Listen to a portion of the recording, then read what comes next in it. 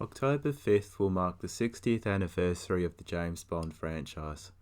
As an avid fan of the series, I have decided to commemorate that date by reviewing all of the films from my least favourite to my most favourite. Please be warned, these reviews will involve spoilers. Also, I will be including the 1967 James Bond spoof Casino Royale and the unofficial 1983 Bond film Never Say Never Again in my rankings. Licence to Kill, the 16th official James Bond film, saw the Bond franchise take its most radical departure since 1969's On Her Majesty's Secret Service. In the film, Bond seeks vengeance against drug lord Franz Sanchez after Sanchez maims Bond's friend Felix Leiter and murders his bride Della. Ultimately, Licence to Kill can be split into two halves. In the first half, Bond tries and fails to assassinate Sanchez. In the second half, Bond gains Sanchez's trust and uses the drug lord's violent paranoia to manipulate him into destroying his own drug empire.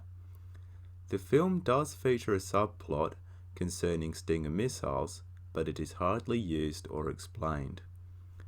Licence to Kill was the first Bond film not to be directly based on an Ian Fleming novel or short story. Nevertheless, the film does take inspiration from various novels and short stories. Leiter being fed to the sharks was taken from the novel Live and Let Die, whilst the character Milton Crest was taken from the short story The Hildebrand Rarity. Interestingly, the idea of Bond dismantling Sanchez's drug empire by gaining his trust was inspired by the Akira Kurosawa film Yojimbo. Licence to Kill is certainly the darkest and most violent of the Bond film. This is true not only in the depiction of, but in the attitude towards violence. This film and the characters that inhabit it are, to put it mildly, brutal. People are fed to sharks. Women are raped and shot, although the rape is only alluded to. People are made to have their heads explode. They are fed feet first into a shredder, impaled on a forklift and set alight, among other things. This extreme depiction of violence is hardly groundbreaking considering the era Licence to Kill was made. However, the attitude in which the violence itself is portrayed, most notably the lack of humour, is.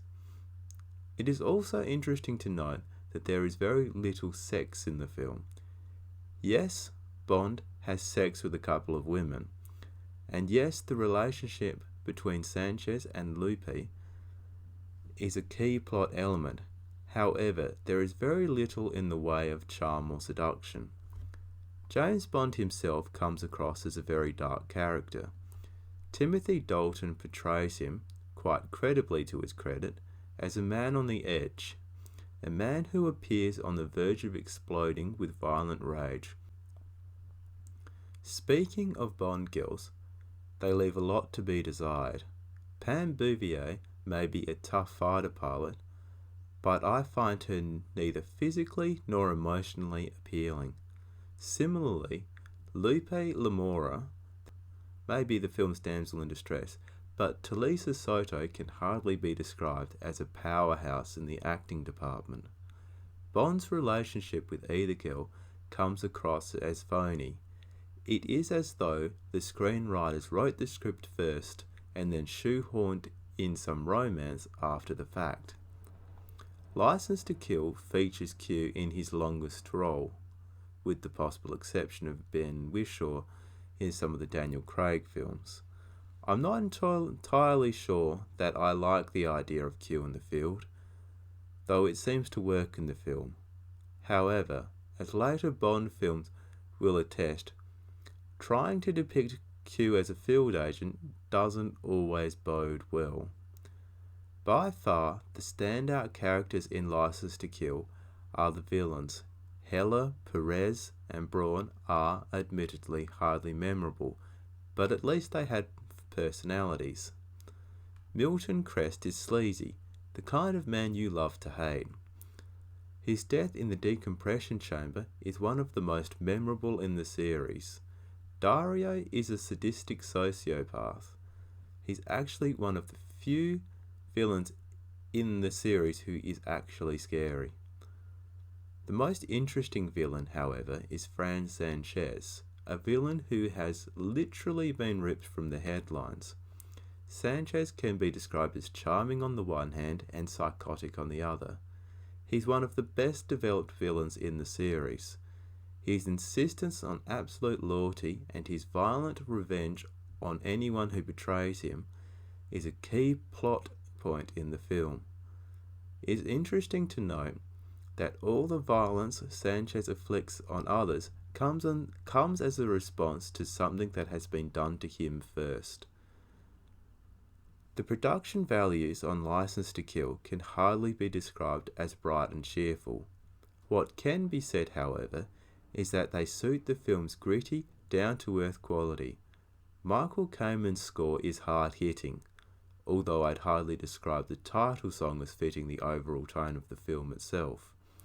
The production design works well for the tone of the film. License to Kill can also be credited as having some of the best action sequences in the entire franchise. The climactic tanker chase is of particular note.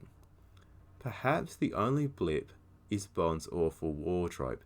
Has he ever been more poorly dressed? In many ways, License to Kill feels like the end of an era. Following its release in 1989, Bond would not return to cinema screens until 1995's GoldenEye. During that time, numerous members of the production team, including Albert R. Broccoli, John Glenn, and Maurice Binder, would leave the Bond series. Similarly, Timothy Dalton would hang up the shoulder holster, having appeared as James Bond in just 2 films. License to Kill certainly has its moments, but it doesn't feel like a Bond film. Yes, a more serious and more intense Bond film is always welcome. However, that seriousness and that intensity must be counterbalanced by elements of fantasy. Take the casino scene as a case in point. It should have screamed class and sophistication, but it didn't. James Bond should have looked immaculate, but instead he looks like Count Dracula's love child. License to Kill is an excellent film, but it's not a good James Bond film, and that's what makes it mediocre. The careful balance between fantasy and reality that made Bond so special in the first place simply isn't here. For that reason, License to Kill ranks at number 16 on my rating. My favourite part of License to Kill is the tanker chase, a high-octane action sequence filled with excitement.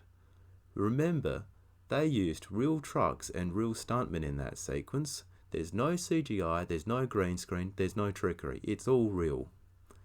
My least favourite part is the barrel-head bar brawl. James Bond does not belong in a seedy bar. Oh, and by the way, if you're going to put strippers in your movie, you've got to go all the way.